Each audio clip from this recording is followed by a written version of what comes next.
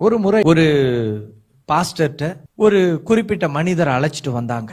இவருக்காக நீங்க ஜெபம் பண்ணணும். அந்த மனுஷன் மென்டல் மாதிரி இருக்கிறாரு.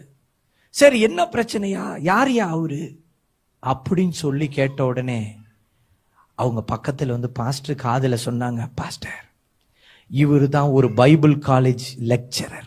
பாஸ்டர் பாக்குறாரு, பைபிள் காலேஜ் லெக்சரர் முடிய இப்படி பிச்சுக்கிட்டு, டாய் இப்படி சட்டையெல்லாம் கிழிச்சு, டாய் என்னையா தொட போற? யாருக்குள்ளார வந்துச்சு? பைபிள் வாசிட்டு இருந்தவரு, பைபிள் காலேஜ் லெக்சரர். யாரெல்லாம் சொல்ல முடியாது, அது கொஞ்சம் வருஷத்துக்கு முன்னாடி நடந்தது. பாஸ்டர் பார்த்தாரு, அத மேல கைய வச்சாரு. நீ எப்படி வந்த? அது சொன்னிச்சு, நான் வான மண்டலத்தின் சேனைகளுடைய தலைவன் நான். இவன் வேதம் வாசிப்பதை குறித்து அதிகமாய் பெருமைப்பட்டான். இந்த வேதத்துல இருக்கிற ஆழமான ரகசியம் எனக்கு தான் தெரியும் நினைச்சான், பெருமைப்பட்டான். பெருமை எனக்கு சொந்தமானது, நான் அவனுக்குள்ளார வந்துட்டேன். தேவனாகிய கர்த்தர் வேத பாரகரின் கூட்டத்தை சர்ப்பம் என்று சொல்லி அழைக்கிறார். அது மாத்திரமல்ல, பரிசேய கூட்டம். சில கிறிஸ்தவங்களாம் பாத்தீங்கன்னா, நான் மாத்திரம் தான் நீதியில நடக்கிறேன், எங்களுக்கு மாத்திரம் தான் பரலோகம். நீங்க எந்த சபையில இருந்து வரீங்க? நாங்க டெஷுவா கிரேஸ். ஓரமன் இல்ல, டெஷுவா கிரேஸ் டபராங்க. நாங்க மாத்திரம் தான் பரலோகம் போவோம், உனக்கு தெரியுமா? என்னங்க நீங்க மாத்திரம் பரலோகம்? அதெல்லாம் வந்து கேளு, அப்பதான் உனக்கு தெரியும். பரலோகம் எங்களுக்காக மாத்திரம் தான் எழுதப்பட்டிருக்குது. நான் சொல்றேன், முழு கும்பலும் சர்ப்பத்தின் கட்டில இருக்கு.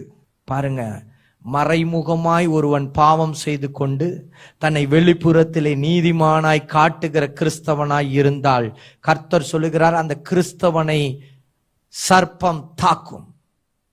மறைமுகமாய் பாவத்திலே இருக்கிற கிறிஸ்தவனை சர்ப்பம் தாக்கும். அது மாத்திரம் இல்ல, ஆண்டவர் சொல்றாரு, பெருமையான வைகளை பேசும் கிறிஸ்தவனை சர்ப்பம் தாக்கும். தனக்கு மாத்திரம் தான் எல்லாமே தெரியும் சொல்லி வேதத்தை வைத்து பேசுகிற கிறிஸ்தவனை குறித்து ஆண்டவர் சொல்றாரு, விரியன் பாம்பு குட்டி, தாழ்மை இல்லாத கிறிஸ்தவன்.